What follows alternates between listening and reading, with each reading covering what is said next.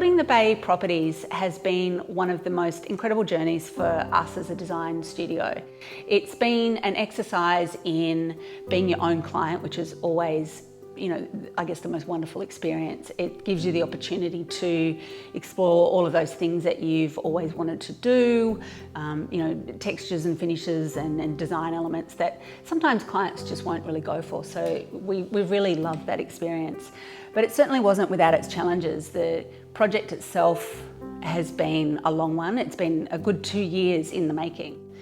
It all really started about 2 years ago when we purchased this block of land. And for us, being from Sydney, a 1,000 square metre block was a really large space. But of course here in Byron, the luxury of space is an everyday thing. But we took the existing cottage, and you may have followed us along on that part of the journey when we renovated the existing cottage, which was a great experience in itself, but entirely different to the Bay Villa, which is designing from the ground up. So when we started the project, we had a cottage on one end of the block, and once we had finished that, we were able to divide it in half, do a DA for the second dwelling, and then subdivide to create 2 brand new properties. But it really was being able to start from scratch and being able to design something that really spoke to its surroundings. So the brief for this project was a little bit more complex because we were designing it for our sister company, which is Barefoot Escapes. And Barefoot Escapes runs holiday accommodation properties in Byron, and not only are they beautiful boutique high-end houses, but they also need to stand up to the rigour of a holiday letting environment. So we started the planning process really with the intention of being respectful to the environment, in terms of our surrounding neighbourhood. We're right across from a nature reserve, and we really drew inspiration from that. The nature reserve and the surrounding coastline really was the source of inspiration for us. So it was about drawing those natural tones and bringing them into the house to create a coastal feel, but not in that traditional sense of blues and whites.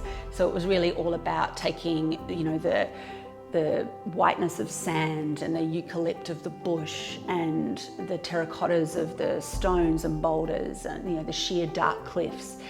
So we really just worked with those tones and brought them through the house and repeated materials from the front to the back of the property and really layered it up that way to create something that feels very, very cohesive.